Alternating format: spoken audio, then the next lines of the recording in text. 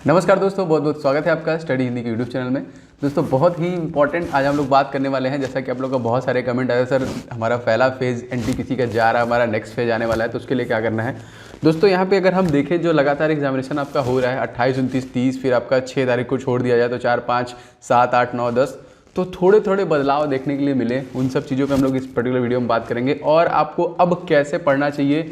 कह लीजिए कि जीए का सेक्शन हो, हम कह सकते हैं कि मैथ का सेक्शन हो या फिर रीजनिंग का सेक्शन हो, कैसे कैसे क्वेश्चन आ रहे हैं, कहाँ कहाँ से आ रहे हैं, आगे के लिए सर कैसे प्रिपरेशन करें। बहुत सारे कमेंट आते हैं, सर ये बता दीजिए कि मेरा मैथ वीक है, मैथ के लिए क्या करना है, रीजनिंग वीक है, रीजनिंग के लिए क्या करना है, जीके के सेक्शन में कहाँ कहाँ से पढ़े। क्वेश्चन के पैटर्न बहुत अलग अलग टाइप से आ रहे हैं, तो उन सभी चीज़ों हम लोग इस पर बात करेंगे। फटाफट वीडियो को लाइक कर दीजिए सारे लोग, एंड वीडियो को शेयर कर दीजिए। हम लोग आज इस वीडियो में यही डिस्कस करने वाले हैं कि आपको कैसे आगामी आने वाले एग्जामिनेशन में, क्योंकि अभी देखिए मान चलिए कि 5 फेज में आपका एग्जामिनेशन होने वाला है। पहला फेज आपका 28 तारीख से लेकर देखिए 13 जनवरी तक था। दूसरा फेज का भी एडमिट कार्ड आउट हो गया, अपने सेंटर को वगैरह देख सकते हैं, सारी चीज़ें खुल गई हैं। तो अब आप लोग को बहुत ही ध्यान के साथ सेकंड फेज के लिए रेडी होना है, क्योंकि दोस्तों आपको पता है कि जैसे जैसे आपका टाइम बीत रहा है, क्योंकि एग्जामिनर को भी ये बात पता है कि जो लोग फर्स्ट फेज में थे वो लोग तो फंस गए, मतलब उनका एग्जामिनेशन तुरंत हो गया। कह लीजिए उन्होंने सोचा और आपका एग्जाम आ गया, एडमिट कार्ड आया, फटक एग्जाम हो गया। लेकिन अब आपको जो सेकंड फेज में जाएंगे उनको टाइम मिल रहा है। टाइम कितना मिल रहा है? बहुत टाइम मिल जा रहा है। आप देखिए तो कह लीजिए कि आपको 15-20 दिन का टाइम मिला, तो आप रिवीजन कर लिया, पेपर का पैटर्न पता कर लिया कि कौन कौन सी चीज़ें कहाँ कहाँ से पूछी जा रही हैं। तो हो सकता है, इवन चांसेस भी ऐसे हैं कि आपके एग्जामिनेशन में थोड़े बहुत बदलाव किए जा सकते हैं। तो उसके लिए आपको अलर्ट रहना पड़ेगा। Second phase, third phase and fourth and fifth phase, 5 phase में इसलिए कह रहा हूँ क्योंकि अगर हम बात करें दोस्तों, सबसे पहला एग्जामिनेशन आपका हुआ है 23 लाख लोगों का।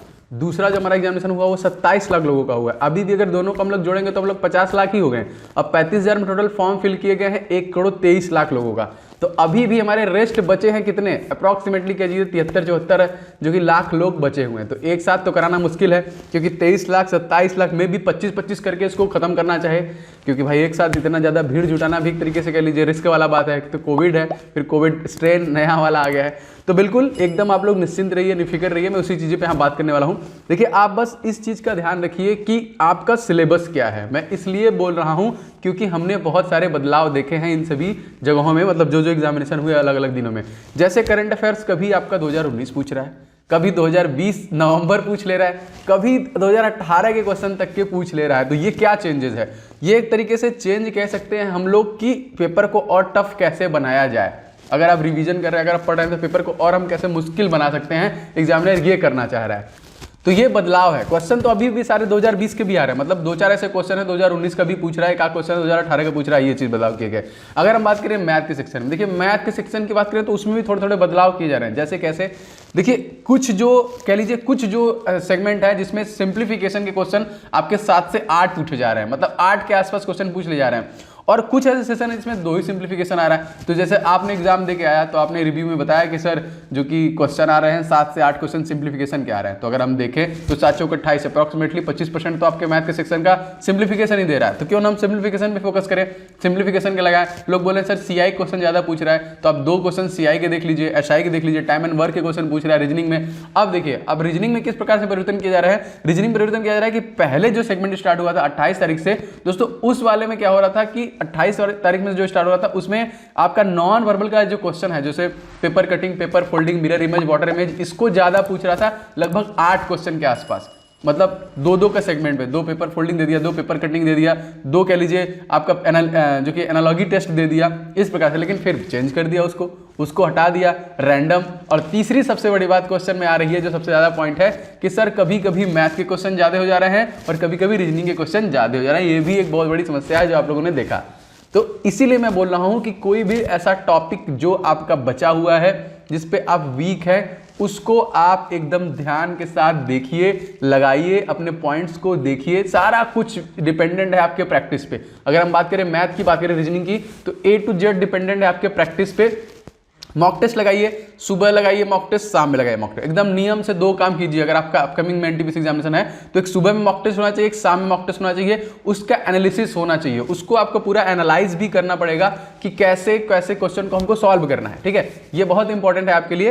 एनालाइज करेंगे तो अपने वीक पॉइंट को देखेंगे कि सर कहाँ मेरे से मिस्टेक हुआ, कहाँ पे आप काम सही कर रहे हैं। तो बस यही सारी चीजें हैं कह लीजिए कि जो आपको आगे ले जा सकती है।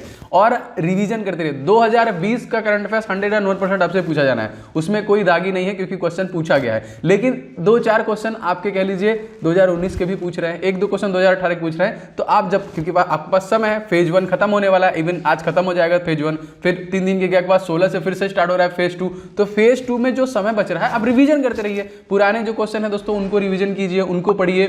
अपने मैथ में जो भी वीकर पॉइंट है उन पे काम करना चालू कीजिए, उनको देखिए कि हम इस पे कैसे काम कर सकते हैं, क्या कर सकते हैं, इन सब चीजों को। रीजनिंग के सेक्शन को देख लीजिए। रीजनिंग में देखिए आपका ना अभी तक क्लॉक पूछा है, ना आपका कैलेंडर पूछा है, ना आपका सिलोगिज्म पूछा है।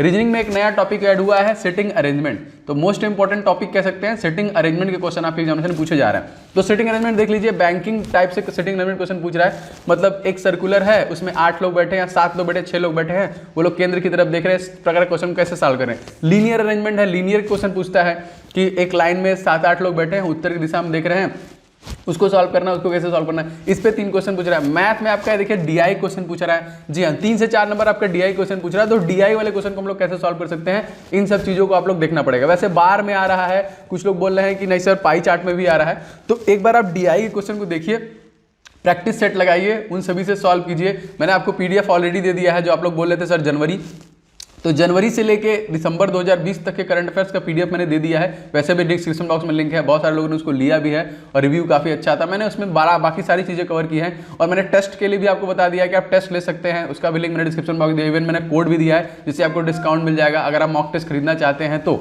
तो आपको बस कुछ नहीं करना है, आगामी फेज के लिए रिवीजन करना है। किसी भी दिन ब्रेक मत कीजिएगा, नहीं आपका मन टूट जाएगा। ब्रेक करने, मान लीजिए लगातार मैथ लगा रहे हैं, 2 दिन छोड़ देंगे तो लगेगा यार क्या लगाएं। नहीं, ये बिल्कुल भी नहीं करना है। एकदम नियम से सुबह और शाम में मॉक टेस्ट लगा के रिवीजन कीजिए। जो भी वीकर पॉइंट है उन पे ध्यान दीजिए, पकड़िए कि कहाँ पे गलती हो रही है, उसको छोड़ना नहीं है, उसको एकदम पकड़ के रखना है, उस पर काम करना है। प्लस बाद में देखिए कि आपका जीके जीएस का कौन सा टॉपिक छूट रहा है, कौन सा पोर्शन छूट रहा है, आप उसको चेक कीजिए, देखिए, उस पर काम करना चालू कीजिए। साइंस के प्रीवियस ईयर क्वेश्चन को लगाते रहिए। करंट अफेयर 2020 तो कीजिए 100% वहां से क्वेश्चन बन रहे हैं। आपको 2019-2018 के भी क्वेश्चन पूछे जा रहे हैं। हिस्ट्री पॉलिटी जियोग्राफी से प्रीवियस ईयर क्वेश्चन आ रहे हैं, तो आप प्रीवियस क्वेश्चन को ही मेरे हिसाब से देखिए, वही आपके लिए सफिशिएंट होगा। जितने भी पुराने क्वेश्चन हैं उनको एकदम देख लीजिए अच्छे तरीके से, वहीं से आपके एग्जामिनेशन में क्वेश्चन बन रहे हैं। तो मुझे नहीं लगता कि ज्यादा उसमें आपको प्रॉब्लम आने वाली है। हाँ, लेकिन जिसमें प्रॉब्लम ज्यादा है उस पर काम कीजिए ज्यादा, उसको ज्यादा समय दीजिए। अगर मैथ में कोई पर्सन छूट रहा है जिसमें आपका वीक पॉइंट है, उसमें नहीं लग रहा है, मतलब नहीं समझ में आ रहा है, तो आप क्या करेंगे, उस पर काम ज्यादा करेंगे, उस पर फोकस कीजिए, उस पर ज्यादा काम करना है आपको, ठीक है।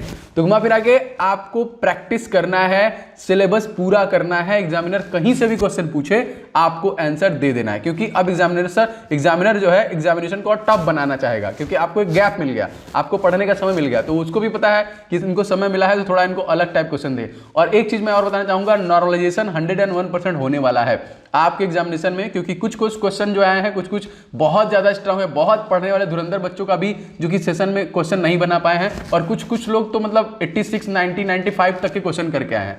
तो आप लोग रेडी रहिएगा, नॉर्मलाइजेशन भी होने वाला है। सारे अपडेट में लगातार आप तक पहुंचाता रहूंगा, कुछ भी नया होगा, चेंज होगा, और मैं आपको लगातार लाइव टेस्ट भी ले रहा हूं और आपको रिव्यू भी दे रहा हूं, ठीक है। उम्मीद करता हूं कि थोड़ा बहुत आपको इससे हेल्प मिली होगी। बस आपको रिवीजन पे ध्यान रखना है और सिलेबस का एक कोना कतरा भी नहीं छोड़ना है, क्योंकि कहीं से भी पूछेगा हमको रेडी रहना है, ठीक है। तो चलिए मिलेंगे इसी और किसी तरह के वीडियो में, तब तक के लिए जय हिंद, वंदे मातरम।